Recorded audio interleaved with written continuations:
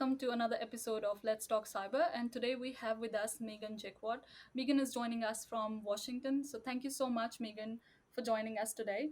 Um, you got many feathers in your cap, right? And it'll take forever for me to go through all of your accomplishments. But if you were to introduce yourself to our viewers, how would you do that? Well, thank you so much for having me here today, Ankita. I really appreciate it and being here with you all at Security Lit and just in general spreading cyber awareness. So, just to kind of give a brief introduction, I would say that I do risk assessment with Cyber Future Foundation. So, I'm working on two things primarily with them working on how to help small to medium businesses improve um, their, make their risks smaller, make the attack surface smaller for them, and then as well doing some of the operations side, planning a summit that will be at the Georgia Cyber Range that's in the southern United States. So those are two of the big pieces I'm doing. But who I am, like I'm someone who just I love to learn. I'm very curious, and it's just always kind of been part of who I am. And I feel like that thread paired with my ideas for helping others are just two parts of who I've always been and part of what I do. Awesome. And thank you for sharing that with us. And I found out that your dad named you Curious George. I would be very keen to know about that. Sure, yeah, it's a series of children's books actually, and so I don't know if you've ever read any of them, but imagine this kind of adorable monkey, and then he's friends with it's Curious George is his name, and then he's friends with the man with the yellow hat, and they go on all these adventures, and essentially it's a series of asking questions and then finding out based on your questions what are the results. So it's a lot of experimentation. What is the result? Continuing with the experimentation, and so as a kid. I was that person who would ask a lot of those why questions, but then I would follow that up with an, oh, okay, so I learned about this. I'm going to actually test this now. So, for example, growing up, there were these toys called Furbies, and they kind of had a mechanism in them. And I was like, I wonder how and why that works. Like, how is it moving? How are its eyes closing? And so then I actually took it apart to then figure out all of its wiring and to figure out that it had like an internal plastic toggle. And then, oh, okay, that's what drives it. So it has a motor in there, it has a plastic toggle, and then it's responding to the voice mechanism. So I kind of just a little bit of destruction in order to figure out then how to build things. As I also love to build things and tinker, so that's the origin of that name with the Curious George. And I Yeah. and I think that curiosity is very important in the field that we are in. So yeah, um, and I believe that one of the ingredients to be successful is, and particularly in our domain, especially cybersecurity, and to keep the spark alive is to always be curious. I think we both agree on that, right? Yeah, and I think you've had the right environment while you was growing up at home since childhood um, that encouraged you to experiment a lot of things. Would you agree with that? 100%. Yeah, absolutely.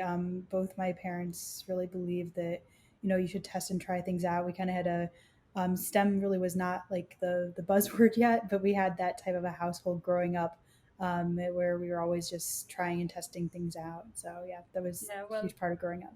that would explain why you're called Curious George. Yeah, absolutely. And you've been a teacher, educator, and even promoted to vice principal Mhm. at Fusion Academy. What was that one point where you realized, oh, now I want to move into cybersecurity? Yeah, so it's an interesting trajectory where you take this kid. So we've spoken a little bit about my childhood, and like obviously really curious, loves to tinker, and so you might think, aha, hacker mindset. And then you pair that with I actually had a vast love of technology, and then was always kind of teaching family members and people like, oh, okay, this is how this works. Oh, there's this new software. Let me help you with it. So you pair that kid with computer science classes. I took the most advanced ones that our high school had, that my high school had, but then I never took computer science in college. And so it didn't occur to me. I didn't think like, oh, I should go into computer science. um, and so it's not the field I went into. I thought about like, well, I like technology. I like helping other people. What if I go into, and I like sharing what I know. What if I go into being a teacher and then further specialize in being a STEM educator? So that's kind of what led to that. And then as I was teaching different things in science, I became a science department head, and I was like, I really am still drawn to this technology. So about 5 years ago, I did like a big reassessment and thought Hmm. about like, well, what would it look like to leave education? How would I shift? What would I do? And so I started taking some classes in programming just to kind of test the waters and see like, oh, okay, do I like this? Okay, yes, I do.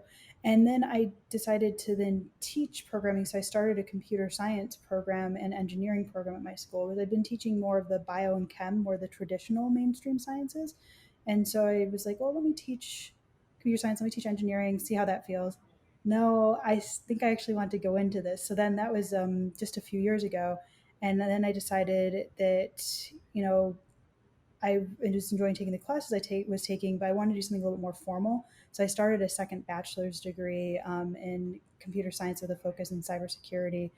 And to me, it's not one decision; it's kind of like a series of things.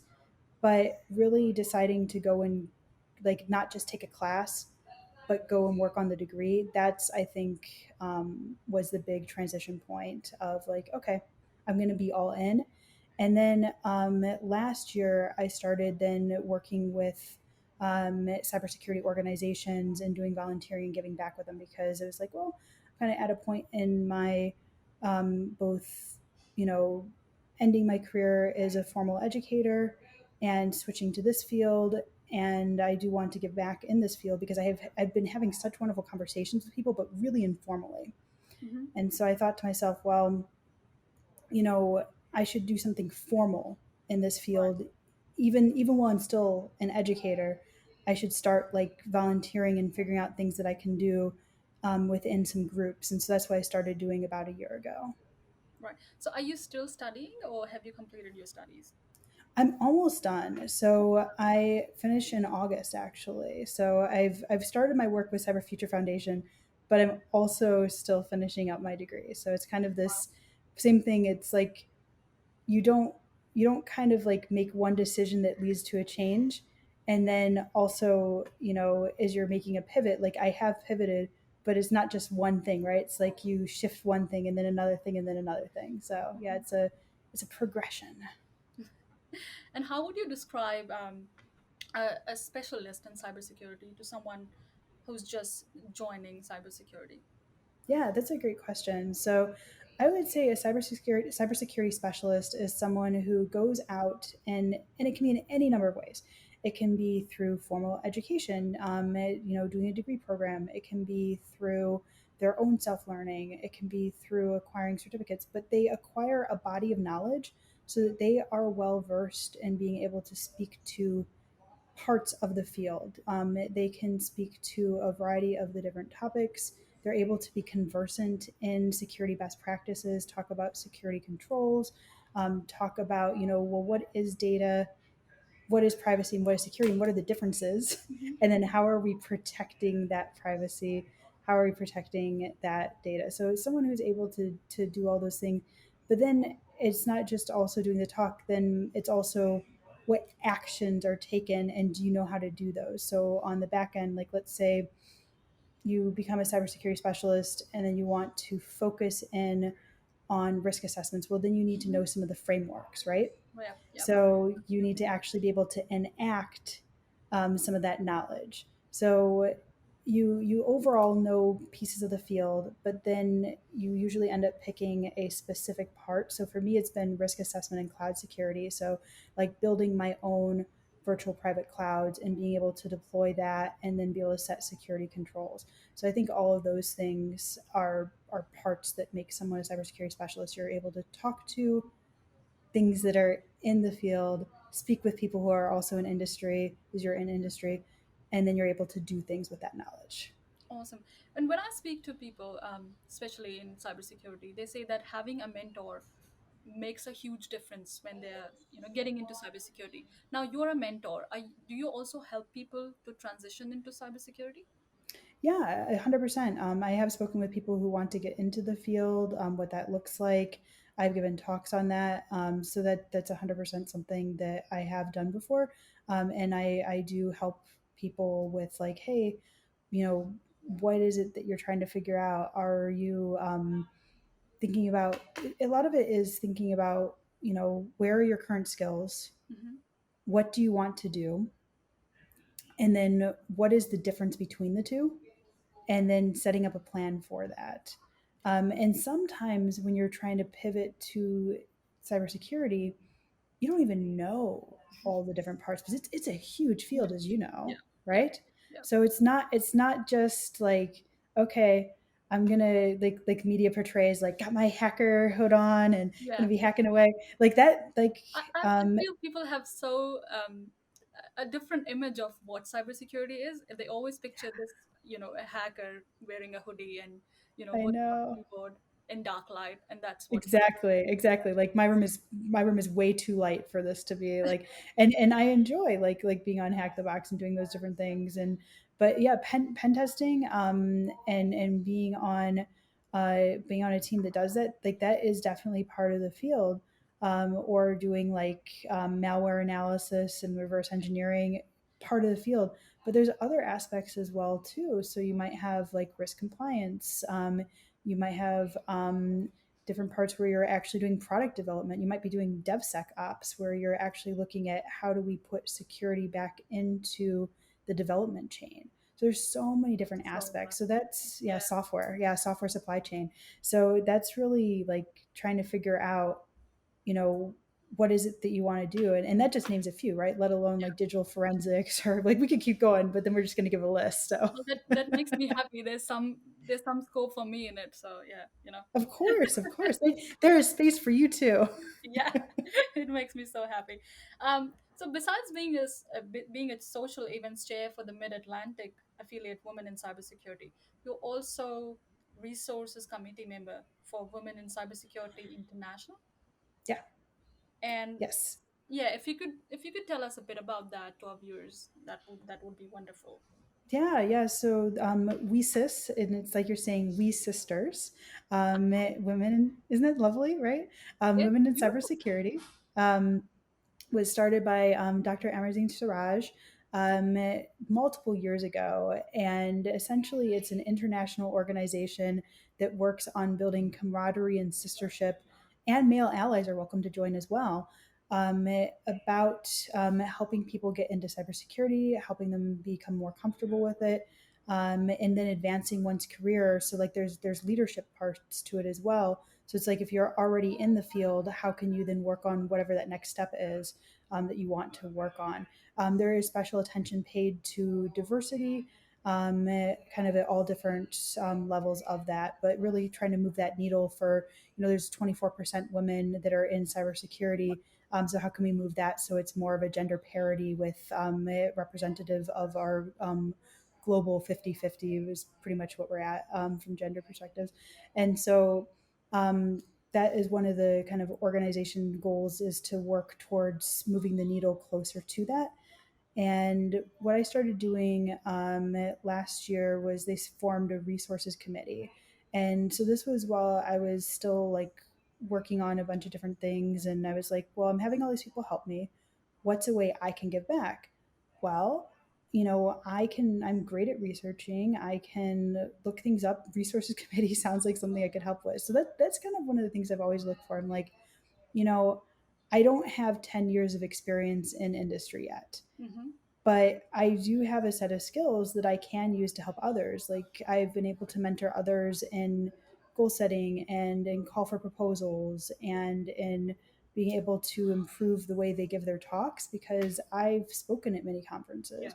I And can. so I look for, yeah, it's kind of like one of those things. It's like kind of knowing where your current skill set is and thinking like, okay, there are things I can do even if I'm not yet a subject matter expert Hmm. in in a specific part of this industry yet. So I'm like working my way towards that. Um, so those are kind of some of the things that I try to do. And then it was important to me to start working more on the local level as well. And so being in Washington D.C. area, I'm part of the Mid Atlantic affiliate, and so I wanted to help organize more events. So we have a upcoming July event that will be just kind of a casual cyber cafe, and then we're working on planning a panel as well too. So yeah. Awesome. Yeah, it's always good to see people like you who are promoting cybersecurity awareness, especially in women, because women are still underrepresented in this industry. So it's Yeah. wonderful to hear from you, because I believe that we need that, that diverse perspective in this industry. It's not just for males. And as we were talking about that, different image that people have, there's surely, cybersecurity is for everyone. It's Yeah. not just for males. It's a diverse field. It's a vast domain. We can try so many things, and I think promoting that awareness would help bridging that gap in this industry. So Yeah, thank and I you so think, much for doing that. yeah, absolutely. And I think just having that visibility, like other people seeing, oh, there are women doing this work, like I think that's really powerful too. Yeah, So, yeah. yeah. For example, when people are listening to this talk, and women, they feel, oh, there's someone in that position already who's doing such wonderful work. I can do that as well. So that's Mhm. what we want to do, right? And so, what advice would you give these young minds, especially females? Um, because there should be some advice when we think of how to get into cybersecurity. Yeah, absolutely. So, one of the things I always like to think about is, technology is going to be constantly changing. And so there's two parts to that. You should always maintain that curiosity. I mean, I always have a bias towards curiosity, but asking those why questions. But then the flip side to that is, because there are always changes, there are always things that are going to be new. You have to become comfortable with not knowing Hmm. and being okay, like just trying to figure things out, and then asking those questions of others around you, or doing that research, because sometimes there's not going to be an answer out there with cutting edge technology. Yeah. And so it is going to be something you might need to puzzle through, and you won't come to the answer right away. And there is not going to necessarily be a definitive answer or a one answer, right? And so finding a level of comfortability with that, I think, is a really good thing to work on as well. Being comfortable with the unknown, um, I think, is a good thing to work on. And Megan, you're also an independent contractor for humanity. Please tell us a bit more about that. Yeah, so this is a group There's so that much that you do, Megan. How I do you have a lot of fun. I how have do a you lot of manage fun. how do you manage all of this? So I mean, well, right now I'm essentially working on a whole series of just different projects. So I have my Cyber Future Foundation work that I do, but then it's really just living by my calendar. I'm like, okay, scheduling this, scheduling that. Um, and personally, I find, I don't know if you do any practices like this. I like start and end my day with meditation, and I don't know, that like really helps center me. I started it and then I kind of, left it midway. Yeah. I need to keep doing it. It's very it helped me in a way when I was focusing into something. I should get back into it. Yeah. Yeah, so I do quite a bit of that. But I get it from my mom, so I come by this very honestly. We are kind of like those people who are just able to get through a lot of things, do a lot of things. Mhm. So I come by it very naturally. Wow. So no, it's a good skill to have. But sometimes people look and they're like, what in the world? Like how I'm like, no, I do sleep every night, like a decent amount of hours, like a healthy good amount of hours. So yeah, no. It just I guess I'm, living up to that curious George. I'm really fascinated by a lot of different things in the world around me. And so one of them is that group for humanity. So they're a nonprofit group that is working on ensuring that things are better for us in regards to the way that artificial intelligence and autonomous technology interacts with um, humans, essentially. So, like, we have all sorts of ways that AI tech is involved with our day to day life. And we want to make sure that there aren't biases that are harmful to people. So, there's work that's being done on regulations, particularly right now with the draft European Union artificial intelligence regulations, and seeing if we can form a third party audit system around those. Um, and then if when those get passed to law, then there would need to be third party audit bodies, just like there are for things like Sarbanes Oxley or HIPAA or PCI DSS, right? Just making sure everything's compliant with all of those Yeah. different rules. So it would be the same thing for AI. And so trying to figure out like what type of curricula training people would need and how you would actually audit those systems. So that's some of the work that's being done right now. Well, I'm about to ask you an interesting question. It's trending, and I'm sure a lot of people would have asked you. Do you think artificial intelligence would take over cybersecurity? Yeah, so that's a fascinating question because, one of the things that people frequently are trying to do, if they have any sort of skills in coding, is a lot of people actually try to automate parts of their jobs, right? So you set up maybe like a cron task, or you are writing just any sort of shell script and you just want it to set things up so it's more efficient for you, whatever it be. Um, and so automation makes it so that there's fewer people needed to do your job, right? Yep. Um, and then we think about like Sims. They make it so that there's fewer people needed to do one's job. Um, but I really don't think that AI will get rid of cybersecurity because of um, intuition pieces and the data in, data out part. So there's a tremendous amount of data that needs to go in to form a data set. So Hmm. one of the things that thought could be kind of interesting is what if there was an exact signature that a group had, and then you could form like a data set around that, and then have AI go like chasing after this group. Um, there's a couple problems with that. So we as humans are pretty creative. So what if a certain APT learns that you and your group are actually using this to trace them? Hmm. What are they going to change? Right? They're going to change their signature. So then it's no longer going to be traceable. Well, the AI is not going to be able to adapt to that unless code has been written to help it do that. So it really depends on how it's set up. Right. Now, with supercomputing, neural networking, it's possible years down the line, but it's not quite there yet. That's that's such a relief to hear. Yeah, yeah, we're not at like a Terminator Skynet like Yeah. AI taking over. Yeah. No, we're not there yet. Awesome. That's so good to hear from you, Megan. And before you go, if there is a message, if you have any message for the women who are listening to the podcast, what's that message? Yeah. So I think it is so important to find a group of people.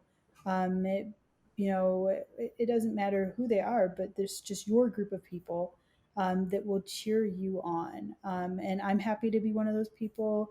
I'm sure I don't want to volunteer you, Ankita, but I'm sure you probably would cheer people Oh, on as I well would love too. to be all volunteered by you, Megan. I Yes. mean, there's so much to learn from you. Why not? Yeah, so we Do would both consider me. cheer you on. So we would both cheer you on. And so I think it's really important that you find a group of people who will cheer you on for those successes that you have. And then you will have failures. Everyone has failures. I have failures. That when you have those failures, they will also help lift you up, So like finding that group that will do Well, that I think there's no is so learning important. without failure. If you don't fail, Absolutely. you don't learn. So if people No. are encouraging you to not fail, I think you should change that because I Yeah. failed so many times. If Yeah. I'm here speaking with you, it's because I failed at some Yeah. point in life. So yeah, Yeah. Yeah, sorry. I was gonna say like with failure, like I'm gonna paraphrase the quote because I don't remember the full thing, but I've heard quotes like if you aren't failing, you aren't trying something difficult enough, right? yeah, that's Yeah. true as well. So it's like Yeah. are you actually challenging yourself if you aren't meeting failure in this thing you're working on? So Yeah, I think there's a different image to failures. I think we yeah, should change that. Failure doesn't mean that you fail and there's nothing to do. From every failure, you learn new things. So yeah, I think failure is very important in life. yeah. Yeah, Yeah, separating like the person from it, it's not like you the person are the failure. yeah, It's exactly. like it's like you didn't meet success, you failed at this task, but what are you going to learn from it? How are you going to become stronger because of that? Yeah, So, yeah. yeah, and do it with more passion next time. Absolutely. Yeah. So that's kind of what I would end on. Yeah. Yeah. Awesome. Those thoughts. That was wonderful. Thank you so much, Megan, for taking out the time for speaking with us today. You have a lot on your plate, and giving us your valuable time means a lot to us. So thank you so much. Thank you. See ya. Bye.